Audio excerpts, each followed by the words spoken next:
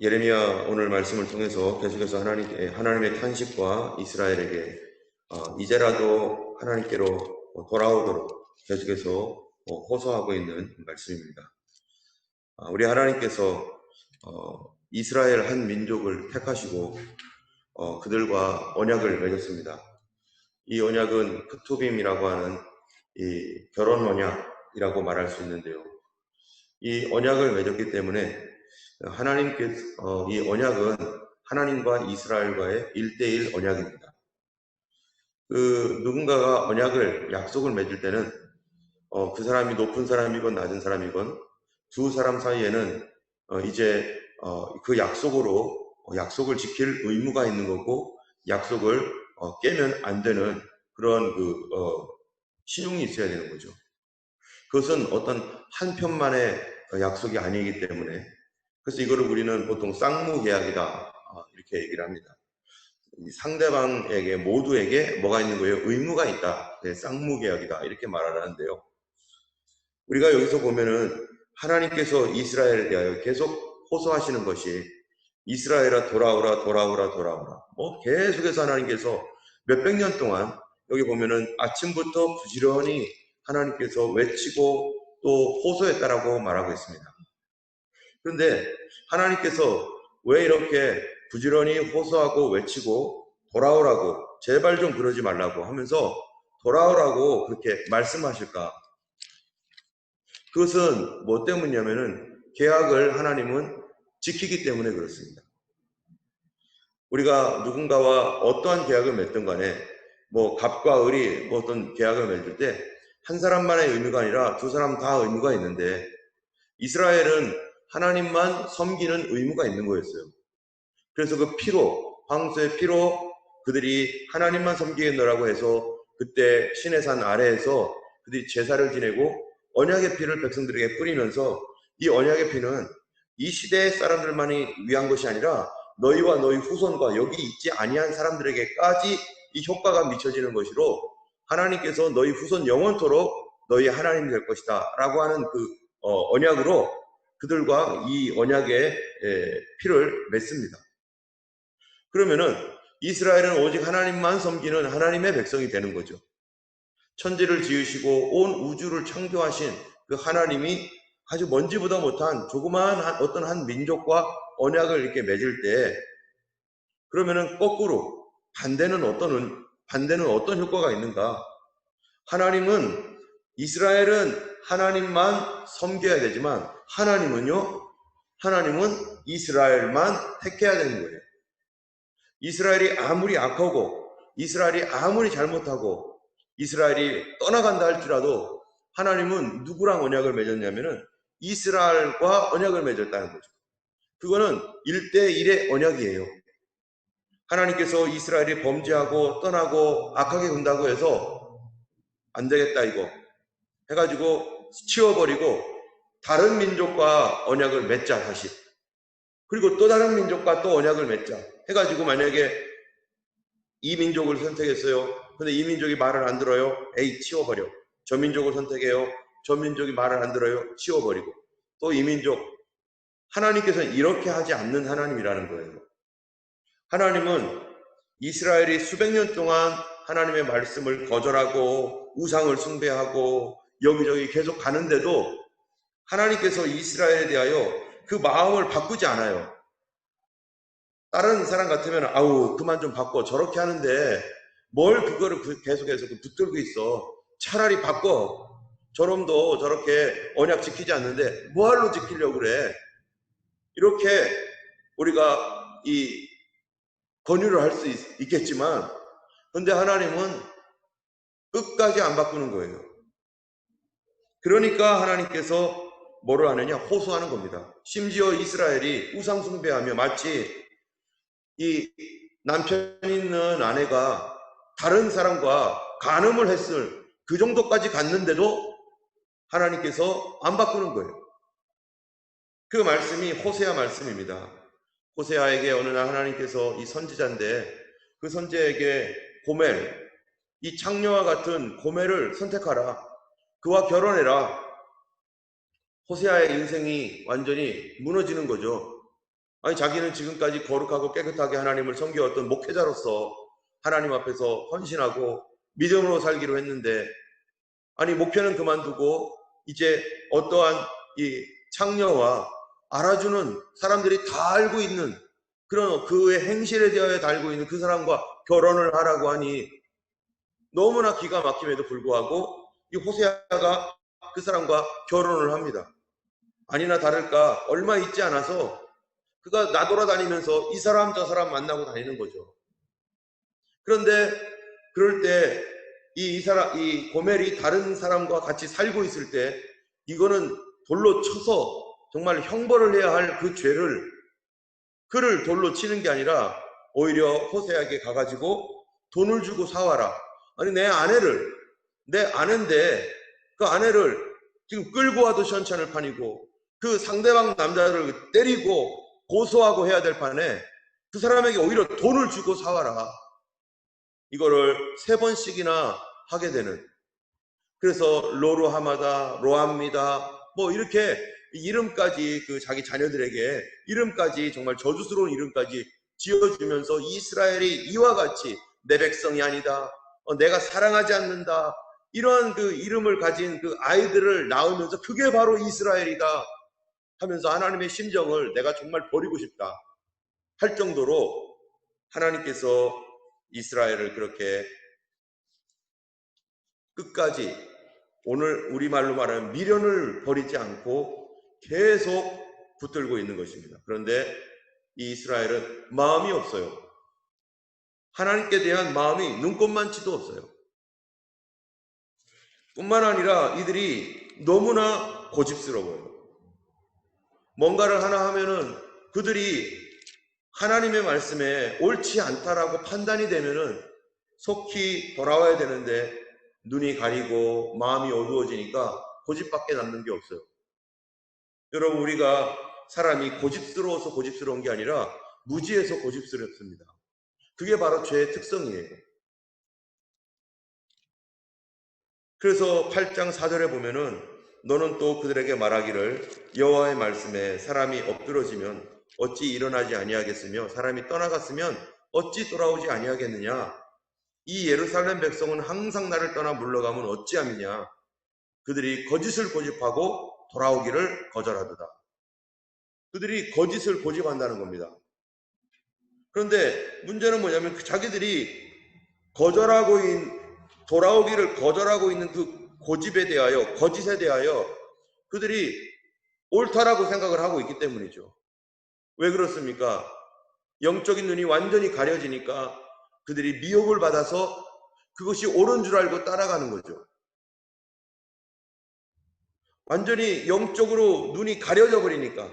근데 그들에게 하나님 말씀으로 성령으로 그들이 또렷하게 있었으면은 그런 거는 분별하는 거는 일도 아니었을 텐데 백성들 자체가 그 마음속에 죄악을 사모하고 죄를 드리고 그렇게 하는 거를 하나도 이상하게 여기지 않는 그 미혹 속에 완전히 들어가 버리니까 사람이 미혹에 들어가거나 죄에 빠지면 자기가 죄를 지으면서도 죄가 아니라고 생각하고 이런 거는 가볍다라고 생각하고 이건 아무것도 아니다라고 이렇게 생각을 하는 것입니다. 특별히 하나님께서 이런 백성들에게 하나님이 예레미야에게 말씀하는 게 있어요. 하나님께서 예레미야에게 하시는 말씀이 이 역사를 돌아보라는 거예요. 7장 12절부터 15절까지 보면은 너희는 내가 처음으로 내 이름을 둔 처소 실로에 가서, 실로가 어디입니까? 바로 하나님의 성막을 세워놨던 가나안 땅으로 들어가서 그 다음에 거기에 실로에다가 하나님의 성전이 세워지기 전에 성막이라는 게 있었는데 타버네클, 성막을 세웠던 곳이 바로 실로예요. 거기는 거룩한 땅이겠죠. 그런데 그 실로가 어떻게 되었느냐? 블레셋 군대와의 전쟁에서 완전히 무너졌어요. 그 이유가 뭐냐면은 이 사무엘이 어렸을 당시에 엘리 제사장이 타락하고 이스라엘 자체가 타락함으로 말미암아서 그들이 타락을 회개하지 아니하고 마치 하나님의 법궤를 미신 숭배하듯, 마치 우리가 그런 거죠. 드라큘라가 이 서양 영화에 보면은 드라큘라가 있으면은 뭐만 갖다 대면은 드라큘라가 녹아버려요? 예, 마늘하고 십자가를 딱 보여주면 이렇게 하면서 녹아버리듯이 내가 어떤 사람인가에 상관없이 십자가만 보여주면 나를 해치려고 하는 어떤 것들도 물러간다라고 하는 이런 잘못된 미신. 이게 주술신앙 아니겠어요? 주술신앙. 하나님을 믿는 믿음을 주술적인 믿음으로 바꿔버린 거죠. 그래서 어떤 사람은 맨날 십자가 갖고 다니잖아요. 자기는 믿음 생활 똑바로 하지도 않고 주일도 지키지 아니하고 하나님 앞에 불순종하면서 자기 멋대로 살면서 십자가는 품고 다녀요. 이게 부적이 아니고 뭡니까? 기독교 부적이죠, 십자가가. 마찬가지로 이스라엘 백성들이 온갖 못된 짓을 하면서 성전에 들어온다는 거예요. 성전에 들어와 가지고 제사만 지내면 뭐라고 한다는 거예요? 우리가 구원을 받았나이다. 온갖 더러운 죄를 짓고 하나님의 이름으로 일컬음을 받는 그 성전에 들어와서, 거룩한 성전에 들어와서 제사 한번 드리고 나서 무슨 마음도 없어요? 안타까운 마음이나 죄에 대하여 슬퍼하는, 통곡하는 마음, 눈꼽만치도 없고 그냥 양, 소, 비둘기 이런 거 죽여가지고 잡아서 바치면, 그러면 우리가 이제 구원받았나이다 하면서 이 죄 용서함 받았다고 그러면서 뻔뻔스럽게 나가는, 자기 때문에 죽은 양이나 소는 불쌍하게 여기는 마음 눈꼽만침도 없고 그렇게 나가는 이 백성들에게 주님이 11절에 내 이름으로 일컬음을 받는 이 집이 너희 눈에는 도둑의 소굴로 보이느냐.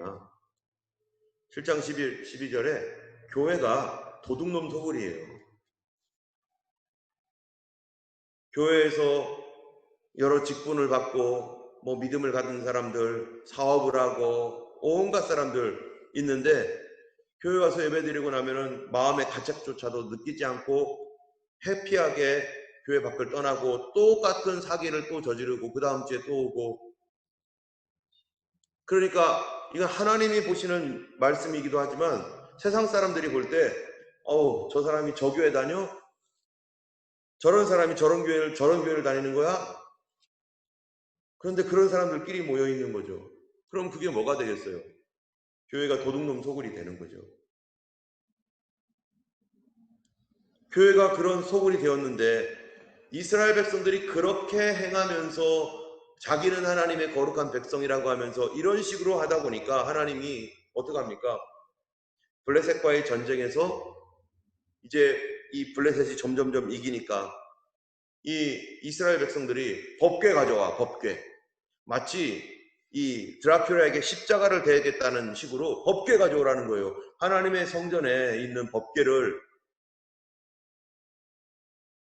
이 법궤를 가져와다가 블레셋 군대에 있는데 지나가면 법궤에서 레이저가 나와가지고 다 없애버릴 거니까 우리 법궤 갖고 오자 해가지고 법궤를 갖고 왔다가 법궤도 빼앗기고 실로도 무너지고, 그래서 법궤는 그 가드 이런 곳으로 막 계속 돌아다니고, 이래서 이스라엘이 완전히 무너지게 되는 결정적인 그런 일들이 바로 과거에 있었는데 지금도 똑같다는 거예요.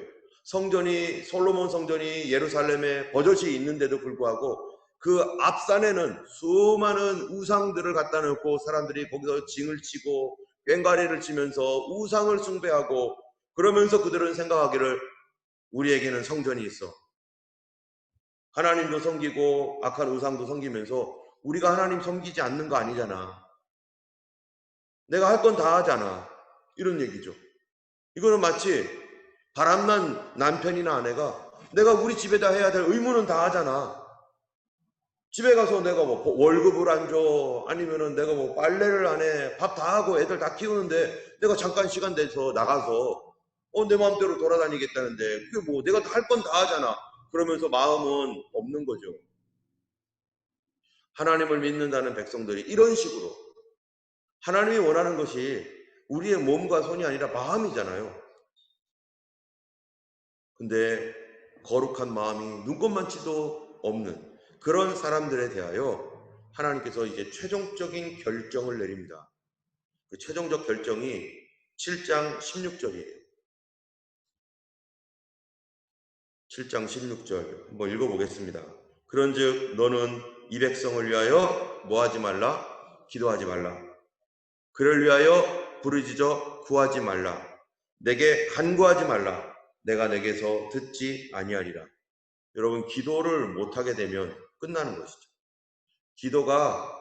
기도를 하지 말라고 하나님이 선포하시면 더 이상 그거에 대하여 기도하지 마라. 이렇게 하면 이제는 그건 끝난 거예요. 이스라엘은 더 이상 하나님의 긍휼하심을, 하나님의 기회를 다 놓쳐버린 겁니다. 누군가를 위하여 우리가 기도할 때 어떨 때는 그 사람을 위해서 도저히 그 기도가 안 나올 때가 있어요. 또 하나님 앞에 어떤 호소하려고 하나님 앞에 무슨 기도를 할 때 그 어떤 문제가 있는데 그 문제에 대하여 아예 기도할 마음조차 안 생길 때가 있어요. 근데 그거를 억지로 기도하잖아요. 억지로 기도하면은 이거는 반드시 속습니다. 억지로 기도하면. 그래서 저도 어떠한 사람이나 무엇인가에 대하여 뭔가를 기도하게 될 때 기도가 그 부분에 대하여 기도가 나오지 않으면 멈춰버리죠. 더 이상 할 수가 없어요. 이제 결정이 난 거기 때문에. 하나님께서 기도하지 말라고 했던 거는 또 있었습니다. 누구에게 그랬냐면 사무엘에게 그랬어요. 누굽니까?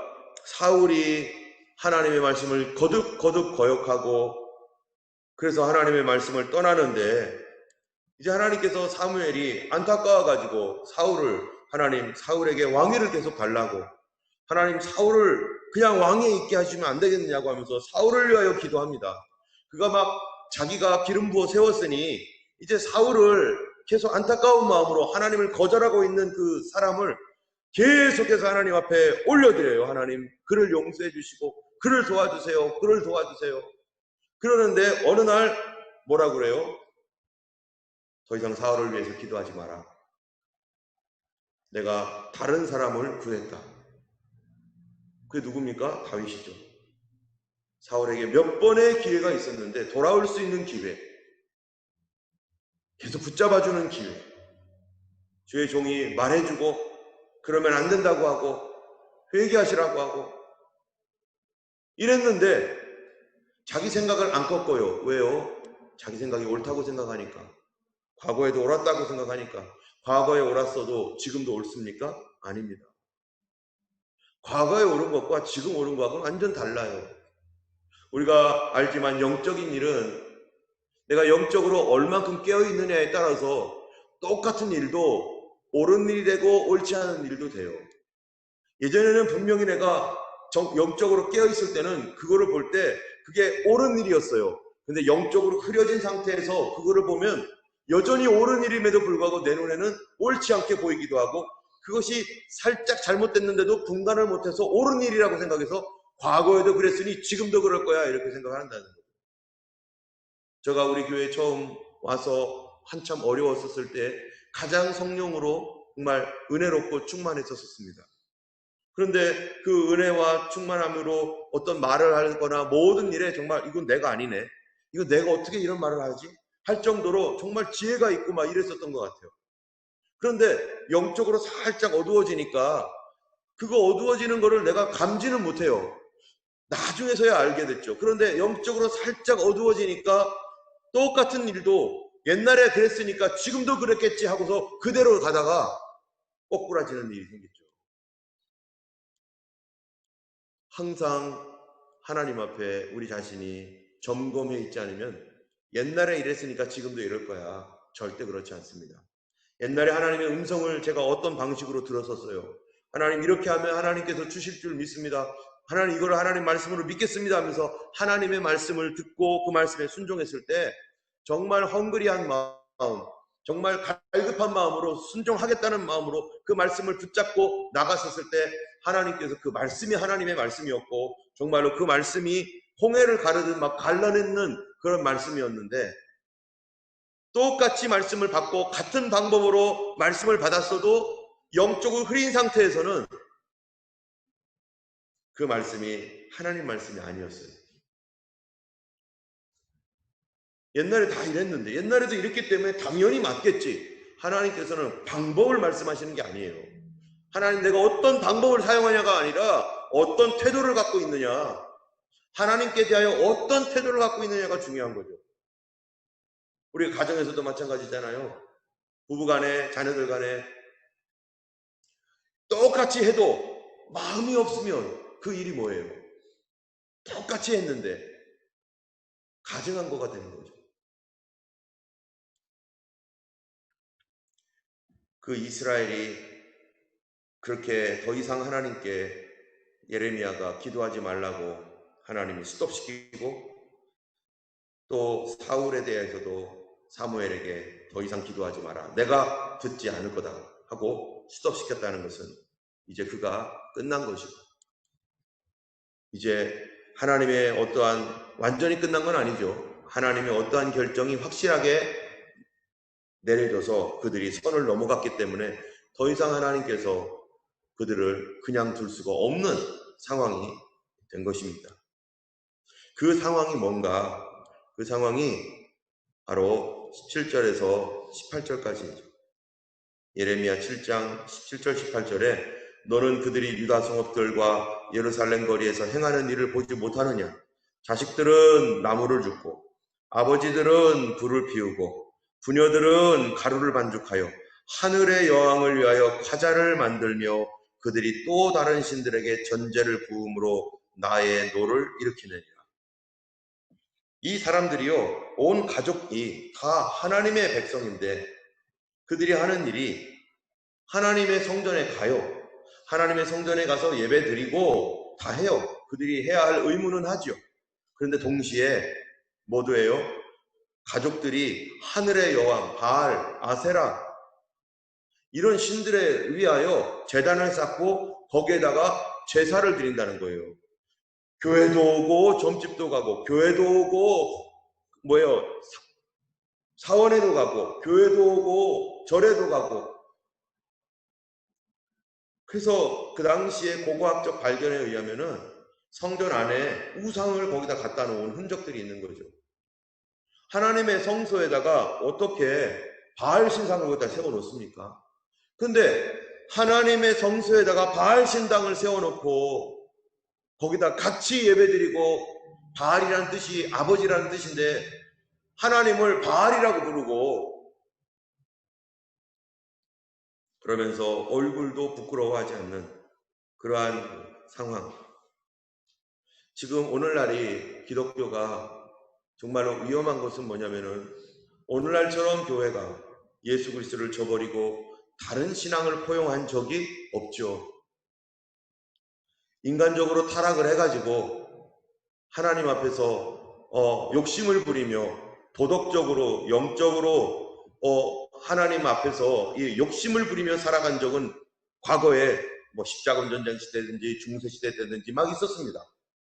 그런데 언제 교회가 예수 그리스도 밖에 없다라고 하는 이 신앙을 언제 포기하고 다른 신들을 섬겨도 구원받을 수 있고, 다른 신에게 가서 절해도 다 괜찮고 우리가 다 포용해주고 이렇게 한 적이 언제 있나요? 아무리 타락했어도 도덕적 타락이 일어났고, 그리고 자기의 욕심대로 살았지만 적어도 하나님은 예수 믿어야 구원받는다, 이런 것 정도는 적어도 이거를 포기하지 않았는데, 오늘날 기독교회가 이런 쪽으로 포기해 나가는 데가 너무너무 많고, 유나이팅 처치도 지금 이미 포기했죠, 벌써. 바로 이 혼합주의, 하나님도 섬기며 다른 신도 섬겨도 된다라고 하는 이러한 거짓 메시지들이 바로 이 교회를 망치고 바로 교회를 돌아올 수 없는 길로 만들어가는, 오늘날 마지막 이 시대에 정말로 우리가 어떻게 살아야 될 것인가, 그런 것들을 하는 사람들을 오늘날 뭐라고 합니까? 복음을 지키고 말씀대로 살려는 사람들을요, 뭐라고 합니까? 펀더멘탈리즘이라고 합니다. 근본주의. 이게 근본주의라는 게 원래는 이슬람에게 썼던 얘기예요. 이슬람 테러리스트에게 근본주의라는 말을 썼던 거예요. 원래 근본주의는, 우리 기독교 안에서의 근본주의는 좋은 의미였어요. 근데 이거를 말을 바꿉니다. 여러분, 이게 이 정치하는 사람들이나 사악한 사람들이요, 용어 자체를 바꿔버려요. 그래서 복음으로 복음의 가치를 지키고 믿음으로 사는 복음주의를 뭐라고 해요? 근본주의라고 딱 바꿔버리고 그거를 테러리스트랑 연결시켜서 그래서 싸잡아가지고 다 그렇게 만들어버립니다. 그 말을 처음 했던 사람이 누가 있을까요? 그런 식으로 말을 했던 사람이. 그런 의도를 가지고 말을 하고 있습니다. 오늘날 주님이 오실 날이 가까운 이 시대 가운데 정말 혼합주의적이고 정말로 종교를 믹서기에 놓고 돌리듯이 그렇게 온갖 종류의 신앙을 다 돌리고서 그거를 포용이라고 하는 말로 인권과 용납, 관용이라는 말로 혼합주의를 지금 변경시켜 버렸고, 그리고 믿음을 지키는 사람들을 근본주의 또는 극우 이런 식으로 해가지고 사람들이 그거를 그렇게 보도록 용어를 그렇게 만들어 버려서 사람들로 하여금 이상하게 만드는 그런 이 시대가 오늘날 이 시대가 되어버린 거죠. 그래서 마지막 때는 핍박을 받는 것이에요. 성도들이. 믿음으로 살려고 하는 사람들을 정부가 때려잡으려고 하는 것이죠. 하나님 말씀대로 순종하는 사람들. 여러분, 예레미야 어떻게 됩니까? 예레미야가 말씀을 전하는데 참된 선지자입니다. 근데 예레미야가 누구에게 말을 전하냐면 왕들에게 말을 전해요. 그럼 정치를 하고 있는 거죠. 왕들에게 말을 전하는데 왕 옆에는 또 누가 있느냐? 다른 선지자가 있어요. 이 사람들은 누구겠어요? 거짓 선지자들이죠. 이 거짓 선지자들이 예레미야를 엄청 공격합니다. 거짓말하지 말라고. 거짓 선지자들이 참 선지자를 엄청 공격해요. 누구 옆에서? 왕 옆에서. 정치 지도자 옆에 있는 그 사람들의 하수격인 데는 그러한 그 교회 목회자들이나 이런 사람들이요. 누구를 공격하겠어요? 바르게 말하고 있는 선지적 사역을 하고 있는 사람들을 공격합니다. 그래서 사람들로 하여금, 국민들로 하여금 어떻게 보게 해요? 아, 저게 잘못된 거구나. 저놈이 잘못됐구나. 이렇게 생각하게 만드는 브레인워싱을 시키는 거죠. 그런 일들을 지속적으로 과거로부터 지금까지 해왔던 전략이 그렇습니다. 마귀가. 앞으로 적그리스도 시대가 되면은요, 믿음으로 살겠다는 사람들을 다 극우 또는 극근본주의라고 하는 이름으로 매도하면서 이 정치 세력 주변에, 어제 우리가 수요 성경 공부 때 했잖아요.